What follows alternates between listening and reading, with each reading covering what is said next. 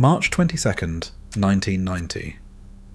A ballistics genius lies dead in Brussels, shot with a silenced pistol. Just months earlier, he had signed a deal to build a cannon so immense it could strike cities over 1,000 kilometers away, or launch satellites into space for a fraction of rocket costs. The Supergun was nearly complete, its parts scattered across Europe under fake names, until the man behind it was silenced forever. But who wanted Gerald Bull gone, and what power did they fear he would unleash? Gerald Bull spent his early career chasing an idea that most scientists dismissed as fantasy, launching satellites into space using giant cannons instead of rockets. He pursued a bold vision. In the 1960s, he led the High Altitude Research Project, known as HARP, with a team based in Barbados. Their goal was bold: to fire projectiles so high they would nearly escape Earth's atmosphere. On November 19th, 1966, a HARP gun fired a martlet missile 180 kilometers straight up, higher than any artillery shell had ever gone, and just shy of the edge of space. This world record still stands. Bull argued that his cannons could send payloads into orbit for a fraction of the price of rockets, reusable, simple, and far cheaper. The US Army and the Canadian government funded his work, drawn by the promise of low-cost access to space. Over 100 launches followed, each one pushing the limits of ballistics and engineering.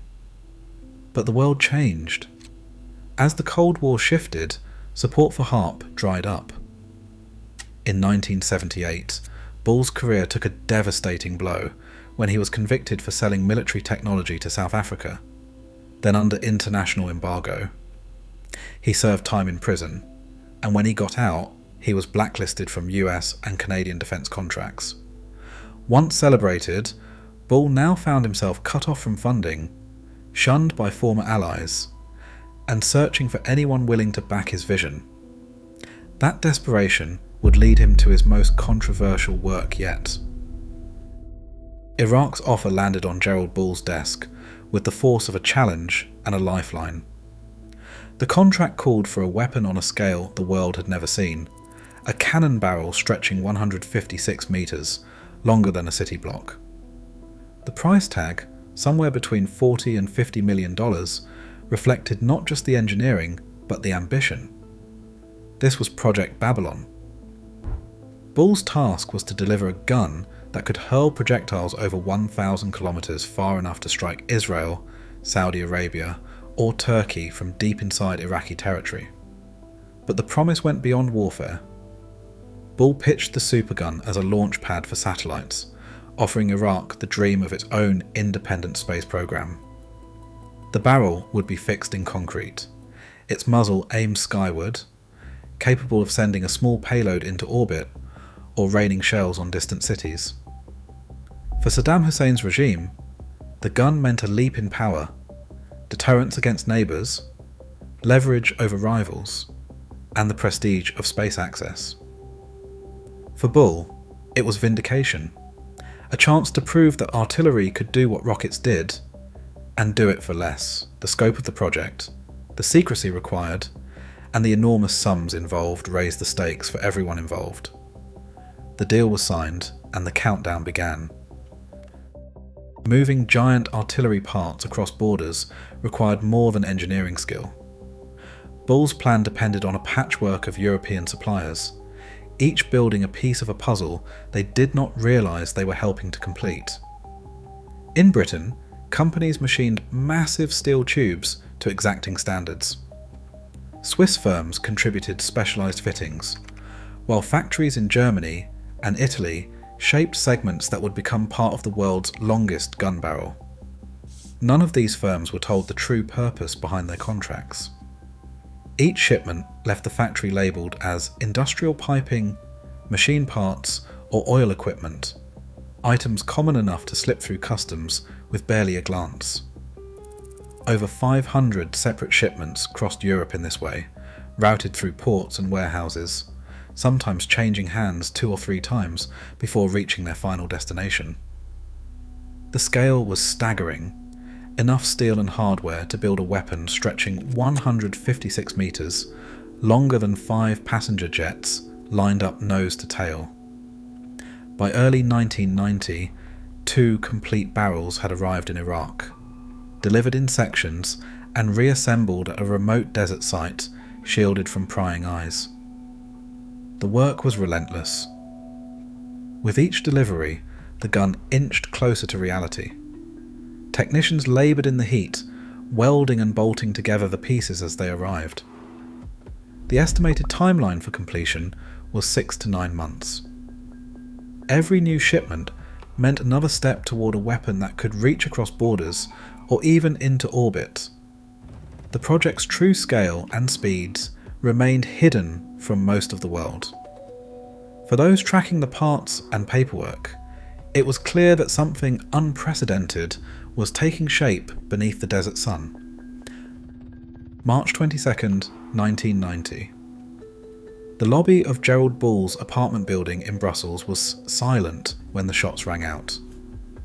5 bullets from a silenced pistol, fired at close range, ended the life of the world's most ambitious artillery engineer. The attack was swift and professional. No witnesses, no fingerprints, no sign of struggle. Belgian police arrived to a scene stripped of clues. The only certainty was that this was no random crime. Within hours, the news reached intelligence circles across Europe and the Middle East. Bull was gone, and with him, the only man who truly understood how to finish Iraq's Supergun. Speculation spread quickly. Mossad had tracked Bull for months, alarmed by a weapon capable of hitting Tel Aviv from hundreds of miles away. Mossad had the reach, the motive, and a history of eliminating threats before they became real. British intelligence, MI6, had its own reasons. Saudi Arabia, a key British ally, would be in range of Babylon's barrel. The CIA, too, had monitored Bull since his conviction in the late 1970s, wary of Iraq gaining a strategic edge against American interests in the Gulf. And there was always the shadow of Saddam Hussein himself. Some whispered that Bull had become a liability, though Iraq's need for his expertise made this unlikely. No agency claimed responsibility. No government offered answers. Just weeks after Bull's assassination, a massive explosion tore through the Babylon assembly site in Iraq. The blast destroyed key components and crippled the project. Whether by sabotage or accident, the Supergun's momentum vanished.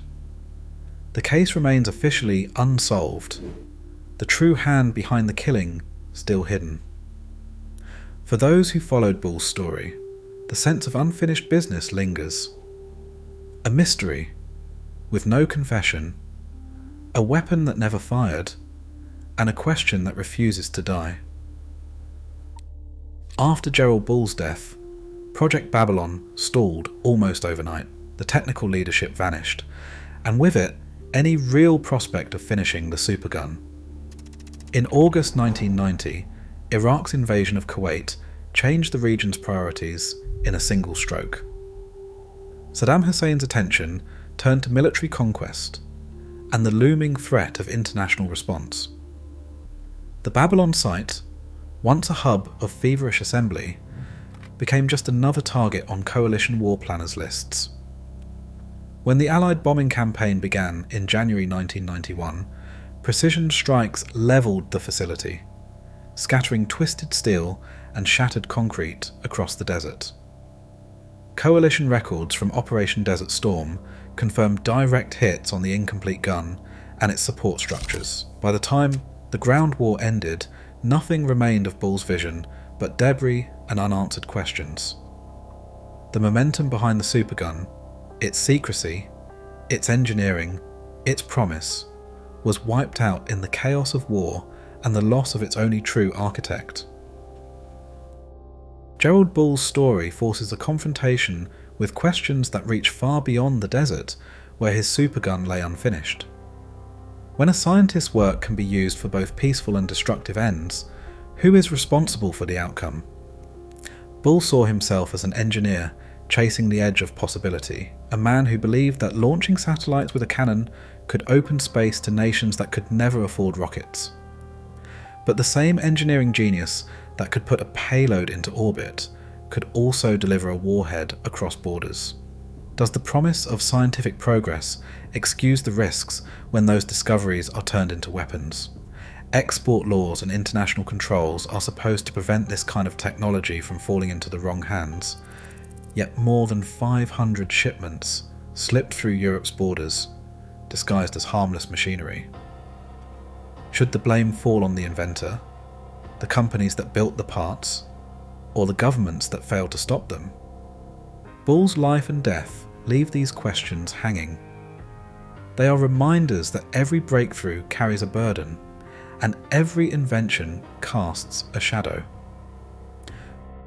Weapons and technology still cross borders, often faster than policies or ethics can keep up. As nations seek ever greater power, the line between scientific progress and destruction blurs.